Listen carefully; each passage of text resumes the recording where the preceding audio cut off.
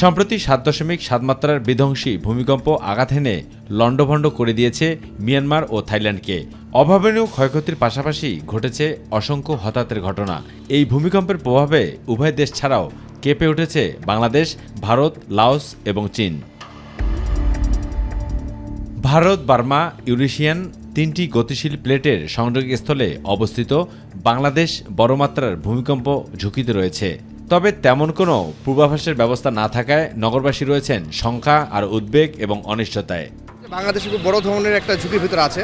So আমাদের যেটা করতে হবে যে এই বাইরের এইসব সিমটম দেখে আমরা যতটুকু প্রিকশন নিতে পারি। তো পরিমাণ বিল্ডিং চারদিকে স্থাপনা যে ভূমিকম্প হলে কোনো নিরাপদ জায়গা নেই যাওয়ার জন্য।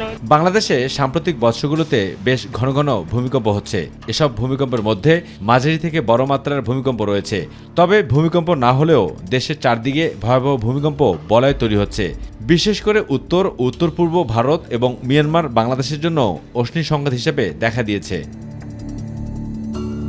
ভূমিকম্প গবেষণা তথ্য বলছে 2020 সালে 24 বার, 2021 সালে 35, 2022 সালে 21, 2023 সালে 41, 2024 সালে 54 এবং 2025 সালে 42 বার বাংলাদেশ ও এর চারপাশে সংঘটিত ভূকম্পন অনুভূত হয়েছে। তবে 1918 সালে 8 জুলাই শ্রীমঙ্গলে 7.6 এবং কুমিল্লায় 2023 সালের ডিসেম্বরে 5.6 মাত্রার সবচেয়ে বড় ভূমিকম্প অনুভূত হয়েছে। সার্বিক এই প্রেক্ষাপট নিয়ে কি বলছেন আবহাওয়া অধিদপ্তরের ভূমিকম্প বিশেষজ্ঞ মোহাম্মদ রুবাইদ কবির? সত্যি কি ভূমিকম্প ঝুঁকিতে রয়েছে বাংলাদেশ? এমন প্রশ্নের উত্তর দেন তিনি। ইন্ডিয়ান প্লেটের মধ্যে আছি এবং আমাদের উত্তরে আছে ইউরেশিয়ান প্লেট। তো ইন্ডিয়ান প্লেট ইউরেশিয়ান প্লেটের সঙ্গে এখানে কোলয়েড রয়েছে বা সাবডাক্ট রয়েছে। যেহেতু আমাদের নর্থ এবং নর্থ ইস্টে প্লেট বাউন্ডারি আছে এবং এখানে একটা সাবডাকশন জোন আছে, পাশাপাশি প্রাকৃতিক যে রূপ বা এটার যে ভূমির যে রূপ, আমরা যদি এটাকে কল্পনা করি তাহলে অবশ্যই আমরা ভূমিকম্প ঝুঁকিতে আছি। পাশাপাশি কোন কারণে ভূমিকম্প আঘাত হানতে পারে বাংলাদেশে তারও ব্যাখ্যা দেন তিনি। তবে বিল্ডিং কোড অনুসরণের উপর বিশেষ গুরুত্ব দেন এই ভূমিকম্প বিশেষজ্ঞ।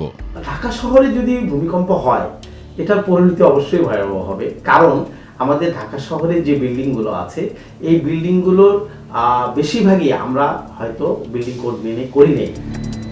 মিয়ানমার এবং থাইল্যান্ডের পর এবারও এই ভূমিকম্প সংখ্যা থেকে পিছিয়ে নেই বাংলাদেশ, যার বিষয়গুলো প্রমাণ মিলছে এই ওয়েবসাইটগুলোতে। কারণ কোথায় কোথায় ভূমিকম্প উৎপত্তি হতে পারে সেই বিষয়টা কিন্তু নির্দিষ্ট করে দেখানো হচ্ছে। তবে এই ভূমিকম্প যেন না আসে এবং কারো যেন প্রাণঘাতী না ঘটে, এমনটাই প্রত্যাশা ভূমিকম্পবিদদের। আবহাওয়া অফিস থেকে আবু সৈয়দ অপু, মাই টিভি, ঢাকা।